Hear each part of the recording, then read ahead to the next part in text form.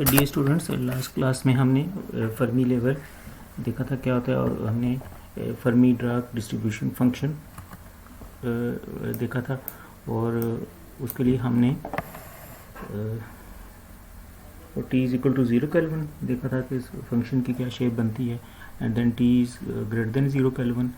और इसको हमने मटेरियल में भी देखा था कि स्टेट्स कैसे ऑक्यूपाइड और अनऑक्यूपाइड स्टेट्स बनती हैं अगर 0 केल्विन है, और अगर टेम्परेचर ग्रेटर देन 0 केल्विन है तो उसके लिए भी हमने इसको प्लॉट करके भी हमने इसको देखा, इसको मीन मटीरियल स्टेट्स को भी देखा, और फिर मैथमेटिकली भी इसको यहाँ प्लॉट करके देखा था कि जो हमारे पास फर्मी ड्राग डिस्ट्रीब्यूशन फंक्शन है उसकी ये शेप बनती है like at any given temperature T.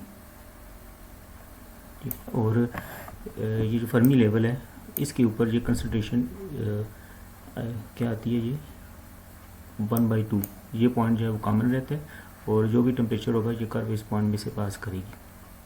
अच्छा, उसके बाद हमने देखा था इसी तरीके से होल कंसंट्रेशन के लिए भी देखा था कि जो फर्मी ड्राग डिस्ट्रीब्यूशन है ये हमें देता है कि प्रोबेबिलिटी ऑफ ऑक्यूपाइड स्टेट के स्टेट की ऑक्यूपाइड होने की प्रोबेबिलिटी क्या होगी, वो शेप इस तरह बनती है ये रेड कलर में। और फिर हमने देखा कि प्रोबेबिलिटी ऑफ अनऑक्यूपाइड स्टेट या स्टेट के एम्प्टी होने की प्रोबेबिलिटी क्या होगी, वो हमारे पास ये डॉटेड लाइन थी, बिल्कुल इसका ऑपोजिट है। मीन कि ये इसको 1 में से माइनस कर दें तो ये दूसरी ये ग्रीन कर्व आ जाती है, तो ये बेसिकली इलेक्ट्रॉन्स के लिए हो जाएगी, और 1 माइनस एफ ऑफ ई ये होल्स के लिए, ठीक है, क्योंकि होल का मतलब ये है कि वहाँ इलेक्ट्रॉन नहीं है। अच्छा, देन हमने इनको प्लॉट किया था, और जो फर्मी ड्राग डिस्ट्रीब्यूशन फंक्शन है इसको लेते हुए हमने प्रोबेबिलिटीज़ को प्लॉट किया था for intrinsic semiconductor material, for n type material और for p type. N type में ये था कि ये फर्मी लेवल कंडक्शन बैंड की तरफ मूव कर जाता है, और इसमें ये जो टेल आती है ये टेल यहाँ पर ये थोड़ी ज़्यादा आती है क्योंकि इसमें ज़्यादा इलेक्ट्रॉन्स होंगे, तो ये ऊपर जाके ज़ीरो को अप्रोच करेगी। ज़ीरो को अप्रोच करने का मतलब है कि एफ ऑफ ई ज़ीरो हो जाएगा, मीन वहाँ पर इलेक्ट्रॉन की होने की प्रोबेबिलिटी ज़ीरो होगी। तो वो ज़ाहिर है वो एन टाइप में इलेक्ट्रॉन ज़्यादा होते हैं तो वो आगे जाके टच करती है, ये टेल ज़्यादा हो जाती है, मीन कि ये डिस्टेंस ज़्यादा हो जाएगा और ये आगे तक जाएगी टेल ऊपर तक। इसी तरीके से होल में हमने देखा था कि उसमें ये इस केस में यहाँ पर ये f of 1 minus f of E की वैल्यू ज़्यादा हो जाती है, ठीक है, ये वैल्यू ज़्यादा हो जाती है क्योंकि इसमें होल के होने की प्रोबेबिलिटी ज़्यादा है पी टाइप मटीरियल्स में।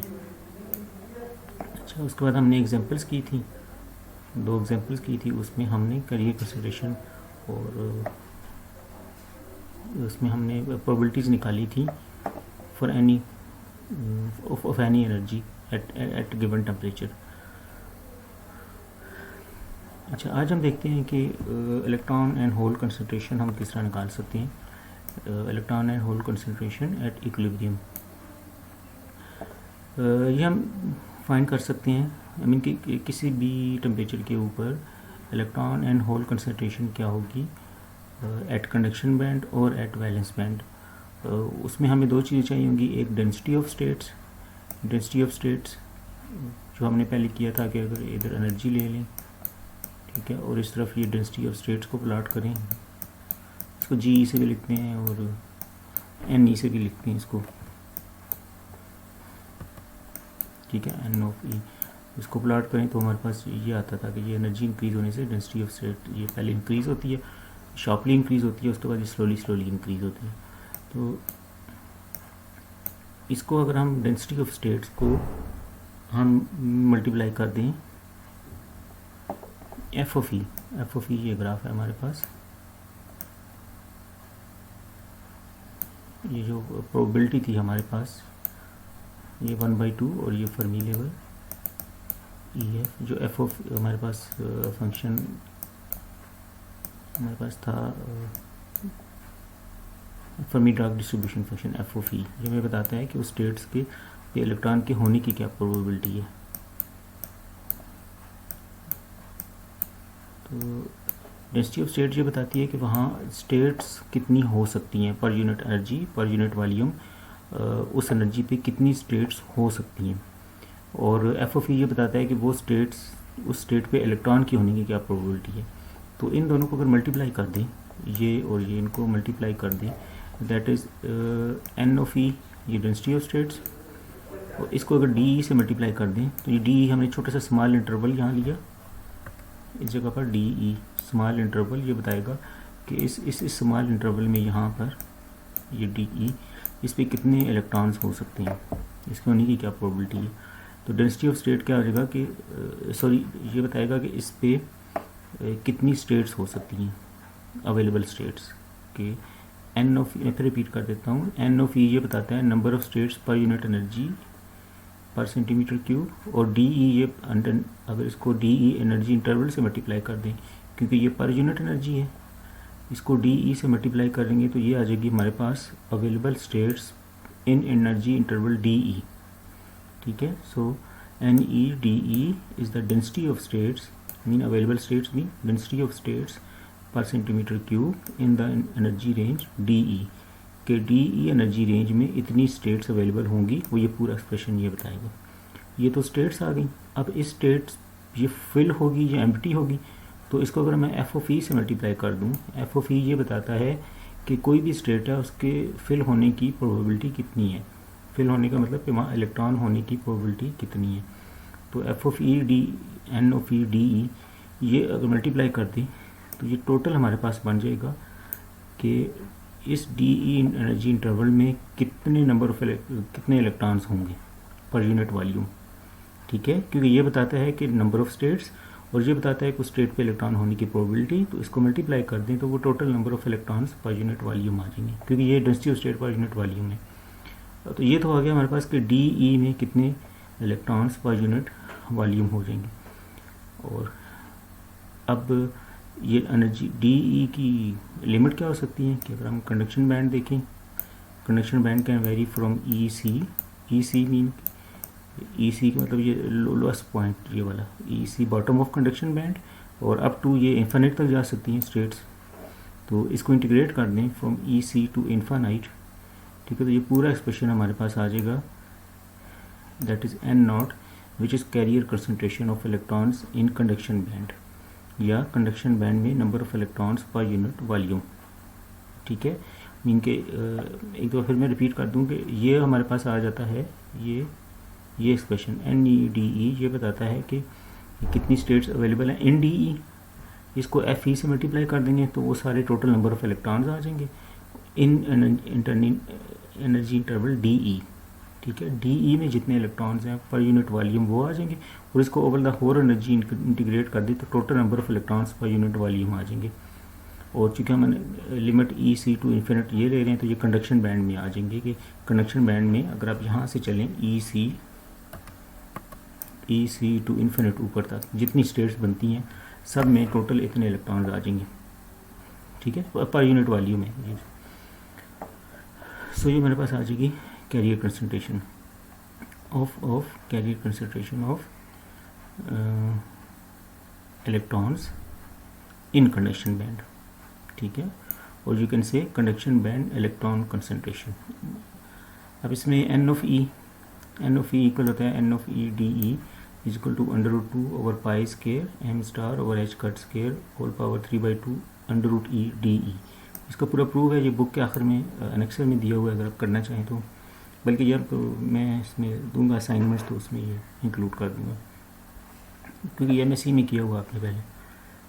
और एन ऑफ ई ये प्रोपोर्शनल होती है √e, ये जो ग्राफ बनता है ये √e की प्रोपोर्शनल है इसमें एन ऑफ ई। अच्छा, नेक्स्ट अब हम देखते हैं कि जो कैरियर कंसंट्रेशन है उसको हम अगर एनर्जी के साथ देखें तो वो कैसे वेरी करती है। ठीक है, कि अगर एनर्जी इंक्रीज़ हो रही है तो कंडक्शन बैंड में और वैलेंस बैंड में कैरियर कंसंट्रेशन कैसे वेरी होगी। तो उसके लिए हम कैरियर कंसंट्रेशन के लिए हमें जिस तरह भी मैंने बताया कि हमें क्या चाहिए, n of E, F of E. ठीक है, इनको प्रोडक्ट लेके तो हमारे पास कैरियर कंसंट्रेशन आई थी इलेक्ट्रॉन की, और इसी तरीके से होल की भी निकाल सकते हैं, उसमें ये लिमिट्स चेंज हो जाएंगी। तो और होल के लिए आपको पता है कि यहाँ 1 माइनस एफ ऑफ ई होता है। तो अब इसको हम देखते हैं ग्राफिकली प्लॉट करके कि ये जो हमारे पास था, ये graph N of E D E, जैसे जैसे एनर्जी इंक्रीज़ हो रही है ये कैरियर कंसंट्रेशन शुरू में इंक्रीज़ होती है, डेंसिटी ऑफ स्टेट्स सॉरी, शुरू में शार्पली इंक्रीज़ होती है और उसके बाद कम रेट से इंक्रीज़ होती है। इसी को अगर मैं एनर्जी इधर ले लूँ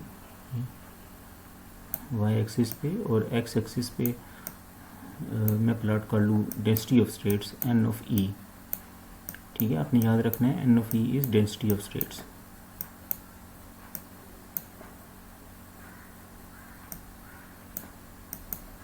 इधर एनर्जी, ठीक है, और ये बीच में ये जो बीच में है ये फर्मी लेवल हो गया, ई एफ इज़ फर्मी लेवल। अब अगर हम कंडक्शन बैंड ड्रॉ करें तो कंडक्शन बैंड आना चाहिए यहाँ पर, इधर ये कंडक्शन बैंड और इधर वैलेंस बैंड। अगर ये हमारे पास इंट्रिंसिक सेमीकंडक्टर है तो ये फर्मी लेवल बिल्कुल इक्वल लाई करता है यहाँ पर, और इसको इंट्रिंसिक लेवल भी कह सकते हैं। जो फर्मी लेवल सेंटर जो है इंट्रिंसिक सेमीकंडक्टर का जो लेवल बनता है उसको इंट्रिंसिक लेवल भी कहते हैं, ई आई। तो इंट्रिंसिक सेमीकंडक्टर के लिए ई आई और ई एफ यू कैन से सेम है, और जो हमारे पास एन टाइप और पी टाइप है उसमें ये ई एफ जो है वो इंट्रिंसिक लेवल से ऊपर या नीचे शिफ्ट हो जाते हैं, ठीक है। ये मैं इसको इंट्रिंसिक लेवल को भी यहाँ शो कर दूँ। इंट्रिंसिक लेवल है वो middle of the valence of conduction band होता है, okay? This is conduction band and this is valence band.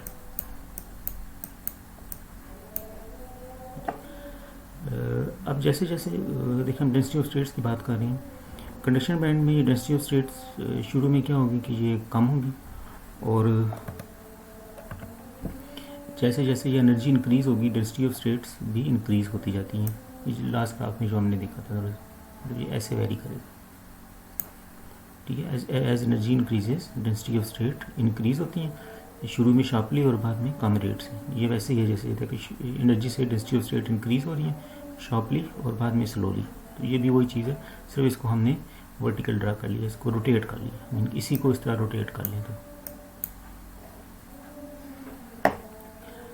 अच्छा, अगर हम यहाँ पर हैं वैलेंस बैंड में तो इसमें होल्स, इसमें भी डेंसिटी ऑफ स्टेट्स क्या होंगी, वो भी ये ऊपर क्या होंगी, ये कम होगी, और इसके बाद ये एनर्जी कम होने से डेंसिटी ऑफ स्टेट इंक्रीज़ होगी नीचे की तरफ। मीन कि इधर ज़्यादा अवेलेबल स्टेट्स हैं, इधर कम है, और इधर ज़्यादा है और इधर कम है। तो ये तो हमारे पास हो गया कि अगर इंट्रिंसिक मटेरियल है तो उसके लिए इंट्रिंसिक मटेरियल के लिए हमारे पास ये ग्राफ बनेगा डेंसिटी ऑफ स्टेट्स का at conduction band at valence band, ठीक है। E F is Fermi level. अच्छा, अब इसी में अगर हम आगे प्लॉट करें, इसी में आगे प्लॉट कर दें एफ ऑफ ई,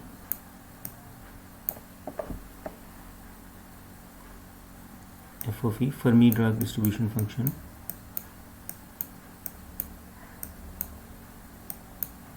तो वो हमारे पास क्या बनेगा, दिस इज एनर्जी। ये सारे ग्राफ एनर्जी में है, एनर्जी के साथ हम देख रहे हैं क्योंकि ऊपर एनर्जी इंक्रीज़ हो रही है।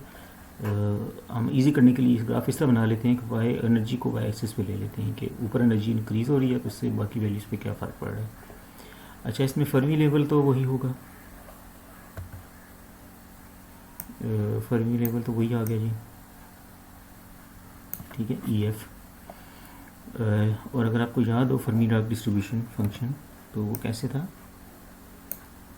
इधर क्या थी एनर्जी और इधर हमारे पास था F of E,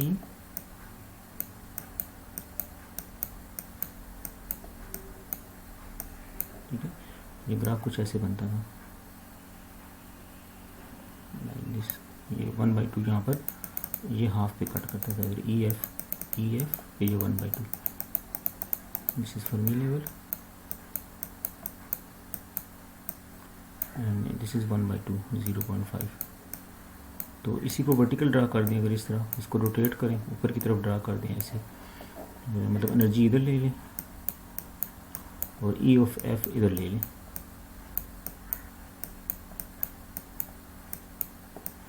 this E of F ये वाई एक्सिस पे ले लिया और एनर्जी को एक्स एक्सिस पे ले लिया। तो ये चीज़ यहाँ पर ई और f of E, sorry f of E मैंने उल्टा लिख दिया, एफ ऑफ ई है ये।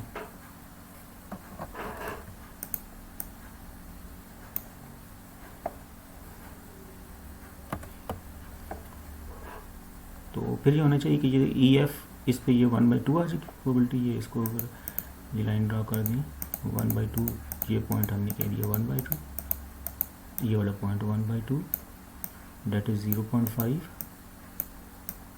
तो उसी को प्लॉट करें तो ये ग्राफ फिर ज़रा जैसे ये इधर से वेरी करेगा इस तरह ये, और इधर से होता हुआ ये एग्जैक्टली ये तो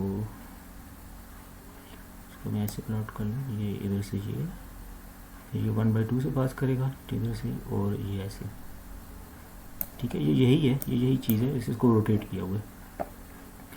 तो ये हमारे पास एक आ गया इसका फर्मी डार्क डिस्ट्रीब्यूशन फंक्शन। अच्छा, ये जो रेड कलर में है ये हमें बताता है डेंसिटी ऑफ स्टेट्स कि ये कितनी स्टेट्स अवेलेबल हैं, और ये बताता है कि वहाँ स्टेट की ऑक्यूपाइड होने की प्रोबेबिलिटी कितनी है, ठीक है। तो इसमें अगर आप देखें तो यहाँ पर ये प्रोबेबिलिटी ज़्यादा है और स्टेट्स जो हैं वो कम है, फिर स्टेट ज़्यादा और ये प्रोबेबिलिटी कम हो रही है।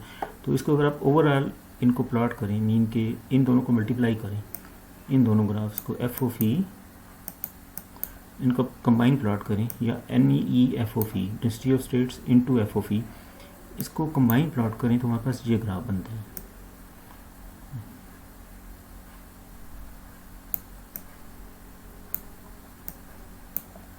इस ग्राफ में देखें कि इसमें ये ई एफ हो गया फर्मी लेवल, ये लाइन ई एफ। तो ये ग्राफ जो है ये बेसिकली है बिटवीन कैरियर कंसंट्रेशन एंड ई, कि जैसे जैसे एनर्जी अगर इंक्रीज़ हो रही है तो कैरियर कंसंट्रेशन कैसे वेरी करेगी कंडक्शन बैंड में और वैलेंस बैंड में। तो इस पे वाई एक्सिस पे जो है ना, इसका जो नीचे एक्सिस है इनके, ये हॉरिजॉन्टल एक्सिस इन तीनों के ये नीचे यहाँ दिए हुए हैं, ठीक है। ये जो पहला था वो यही वाला हो गया, मैंने यहाँ प्लॉट किया ये वाला एन ऑफ ई वाला, पहला ये वाला हो गया, ठीक है। जो दूसरा है ये वाला, ये क्योंकि अभी हम इंट्रिंसिक कर रहे हैं ना, दूसरा जो है वो ये वाला है, वो ये ग्राफ है, ठीक है। ये किसके बीच में है, एफ ऑफ ई और फर्मी डार्क डिस्ट्रीब्यूशन फंक्शन का ये ग्राफ है, ठीक है। ये दोनों मैंने यहाँ बनाए। अब इनका कंबाइन जो है वो ये हमें बताएगा carrier concentration of electrons, carrier concentration of electrons versus energy, ठीक है। देखिए मैं फिर रिपीट कर देता हूँ कि ये जो है एनर्जी डेंसिटी ऑफ स्टेट्स का ग्राफ हो गया एनर्जी के साथ, ये प्रोबेबिलिटी ऑफ इलेक्ट्रॉन्स उस स्टेट पे होने की, और इसको मल्टीप्लाई करेंगे, ये वही है जो हमने यहाँ किया था ना, ये कि हमारे पास क्या बनता है कैरियर कंसंट्रेशन।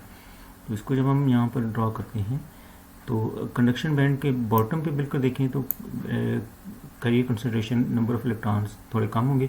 फिर जैसे जैसे अब यहाँ से ऊपर जाएंगे, इसमें ऊपर जाएँ कंडक्शन बैंड में, तो उसमें नंबर ऑफ इलेक्ट्रॉन्स इंक्रीज़ होंगे, ठीक है, यहाँ से इंक्रीज़ होंगे।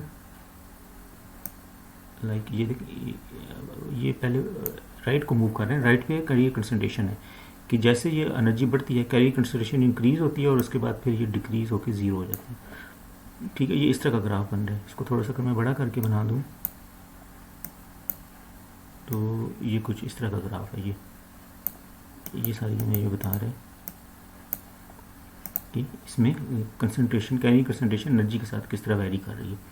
अच्छा, इसी तरीके से नीचे आ जाए होल्स पे, होल में भी यही हो रहा है कि इस पे जो बैलेंस बैंड में होगा उस पर टॉप पे होल कंसंट्रेशन, और जैसे जैसे अगर थोड़ा नीचे जाएंगे तो होल कंसंट्रेशन इंक्रीज़ होगी, number of hole present volume ज़्यादा हो जाएंगे, और फिर और नीचे जाएंगे तो होल कंसंट्रेशन कम होती जाएगी, क्योंकि आप नीचे से तो ज़्यादा इलेक्ट्रॉन ऊपर नहीं जाएंगे इसमें।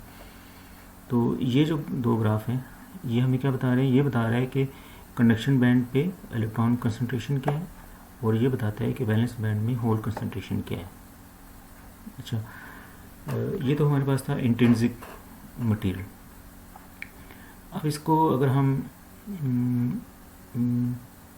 एन टाइप और पी टाइप के लिए प्लॉट करें, इंट्रिंसिक की क्या प्रॉपर्टीज़ थी कि इसमें इंट्रिंसिक मटेरियल में जो फर्मी लेवल होता है ये बिल्कुल सेंटर पे लाई करता है। ये फर्मी लेवल है, ये जो लाइन ये वाला फर्मी लेवल, ये ई सी और E V conduction band valence band इनके मिडल में है। ठीक है, क्योंकि इसमें जितने इलेक्ट्रॉन्स होते हैं उतने होल्स होते हैं, तो ये फर्मी लेवल की प्रोबेबिलिटी है कि वो मिडल में ये आ रहा है। अच्छा, अब हम देखते हैं कि अगर हमारे पास एन टाइप मटेरियल हो जाए, एन टाइप मटेरियल में ये होगा कि उसमें नंबर ऑफ इलेक्ट्रॉन ज़्यादा होंगे कंडक्शन बैंड में। ठीक है, अच्छा इसमें ये लाइन कुछ नहीं है, ये लाइन है ना, ये वैसे ड्रा होगी, ये कुछ नहीं है ये लाइन, इसको इग्नोर कर देना आपने। अच्छा, एन टाइप मटेरियल में क्या होगा कि जो डेंसिटी ऑफ स्टेट वगैरह वो तो वही रिलेशन है, N of density of states का यही ग्राफ बनेगा।